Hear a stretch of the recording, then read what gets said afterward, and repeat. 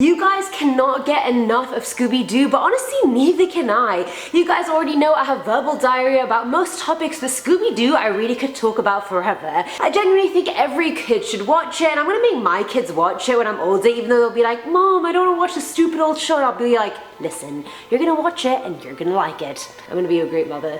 Clearly. What is up, you guys? Hope you're having an awesome day. I'm your host Eamon Hassan and welcome back to another video. Today I'm coming at you with the top 10 scary Scooby Doo urban legends part 3. Is Mary Jane. So this one will make a lot of sense if you've seen the first live action movie of Scooby Doo, and if you haven't, the gang basically go to Spooky Island and a bunch of weird shit happens. Honestly, I've watched the movie so many times, but anytime I think about it from my childhood, it just seems like a lucid dream. Like, what was that movie? What was that? Either way, on the flight there, Shaggy meets this girl called Mary Jane and ends up having a crush on her and vice versa. The only thing seemingly standing in the way of their love story is the fact she's allergic to dogs, and Shaggy and Scooby are inseparable, and therein lies the problem. But that isn't all that's bubbling under the surface. This legend theorized that Mary Jane was actually the Soviet spy sent to find Scooby after he escaped their space program, and she finally found him. She feigns interest in Shaggy to get closer to her target and fakes her dog allergy to throw off any suspicion.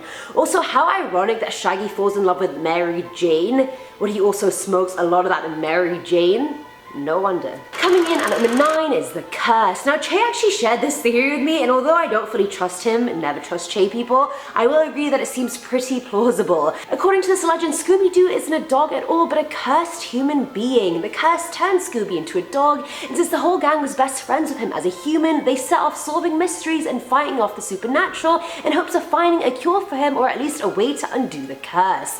But since the show starts with Scooby as a dog, and even the recent TV show and movie has him as a dog, I'd say they're not anywhere closer to finding a cure for him. At number 8 we have The Real Message. In the entirety of the show, there's never been an episode, at least which I've seen, where the villain is actually a genuine supernatural creature or monster. It's always someone in a costume or a disguise. And I think that's the subliminal message the show is trying to tell kids, that no matter how scared you are of these monsters and ghouls around you, they are not real. They don't exist. You don't have reason to be afraid of them. Carl Sagan even called the show a public service in which paranormal claims are systematically investigated and every case is found to be explicable in prosaic terms. AKA, in more layman terms, every case in the show can be explained logically and not via supernatural ends. So I mean, on the one hand it empowers kids to not be afraid, but on the other hand it also makes them believe the supernatural isn't real, which I can't fully agree with. On the 7th slot is The Alien. Now, in the previous parts of the series we explored how the recent Scooby can talk, maybe because he escaped from the Soviet space program, which I mean could be entirely true, we have no idea. But on the other hand though, another legend claims that Scooby Doo isn't even from our planet. The friendly dog was either abducted by aliens at a young age and his brain was enhanced using alien technology, thus allowing him to develop the ability to talk. A different version of the legend claims that Scooby is an alien himself and he was sent down to Earth to rid humans of all the ghastly monsters and evil humans that plague it. I mean, we need one of those right now. Now, at number 6 is Well-Rounded. I feel like Velma is the most underrated character in the gang. People are so quick to just stereotype her into a nerd, but this theory posits she's actually the most well-rounded character there is. For starters, yes, we already know she's incredibly smart, but she's also got superhuman strength as well. Despite being the smallest in the gang, she can carry every member in her arms while running away from a villain, which is a pretty huge feat. She also has no trouble fighting the monsters. For example, when the creeper stole her glasses, she straight up just kicks him in the knee. Honestly, I would too. I don't think anything annoys me more than someone taking my glasses and being like, oh, you're so blind. Like, no shit. Why do you think I freaking wear glasses to begin with, you moron? She has spunk, I'll give her that. Coming in at number 5 are brothers. This legend suggests that Shaggy and Scooby are somehow related by blood. I don't know how this one could work in any way, shape or form, but I am willing to suspend my disbelief, people. If Scooby was a cursed human, he could have very well been Shaggy's brother. I mean, no wonder they get along so well. They're family. It also explains why the two always split up together. They know each other inside out, and let's face it, in a group of friends, if you're about to get attacked by a ghost or monster, monster, you're gonna say your sibling over your friend. Say what you want, it is true.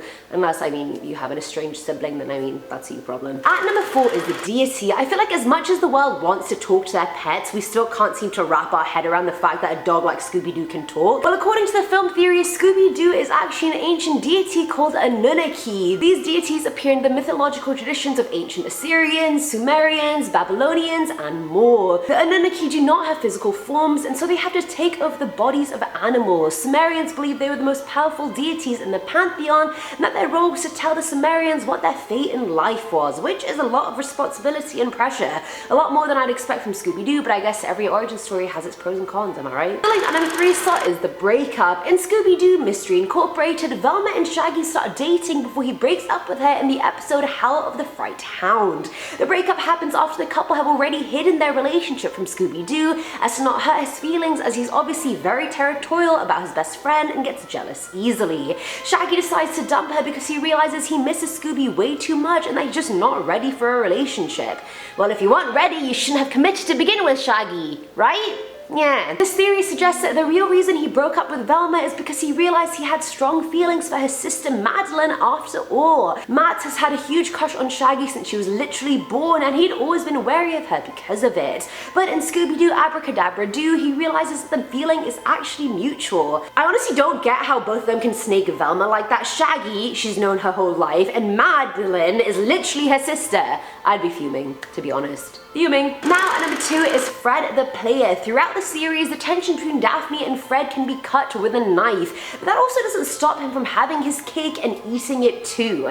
Despite literally having feelings for Daphne while they were growing up and always wanting to split off with her, he still has his fair share of girls over the years. Lena Dupree on Spooky Island, then there was Thorne, the lead singer of the Hex Girls. He was then infatuated with Gretchen Mueller, the snowboarder, then he really liked Crystal as well, but she was already dating someone else, and then of course Melanie Staples, who later ends up being the villain. He likes all those girls and then gets annoyed the one time Daphne suggests she split up with Velma instead of him. Lol. Like, what is that insecurity? You want Daphne all to yourself, but you also don't mind flirting with other girls in front of her. Player alert. I'd use a stronger word, but this is a PG channel. No sh**. Why do you weird shit? And finally, at number 1 is Fred. The gang's frontman Fred is both likable and annoying. I never minded Fred, to be honest. I thought he was a pretty good leader and a bit of a ting. But then there's people like Lindsay who think he's creepy towards Daphne, which I can also completely understand. As preppy and proper as he might be, he actually had a really screwed up upbringing. I was shooketh when I read it, I'm not gonna lie to you. Now, Fred's father is Mayor Frederick Jones Sr. He raised Fred his whole life and loves him dearly. Except that's not even his real dad. As the mayor of Crystal Cove, Frederick is more concerned with his status as town mayor and keeping the town alive. We find out that the monster that made the original Mystery Incorporated gang disappear 20 years prior was Frederick in a costume. He was so hellbent on making sure 2 specific members, Brad and Judy, never came back that he kidnapped their infant son, Fred. He then used him as blackmail to make sure they never came back to Crystal Cove, but eventually he gets arrested for his horrendous crime. So I reckon Fred turned out pretty damn well given the circumstances. But to top it all off, if that wasn't bad enough, after Frederick gets arrested, his real parents come back to Crystal Cove, but they actually come for the treasure they were looking for all those years ago and don't really give a shit about their son. I'd use a stronger word, but this is a PG channel. And that is it for today's video, guys. Scooby Doo, people. I just love it. I love it. I feel like I'm gonna watch the new animated series just because, you know, I may as well. I've done 3 videos of this, you know what I mean? Let me know what you guys thought in the comments below. As always, I'm your host, Eamon Hassan, and I'll catch you in the next one. Bye!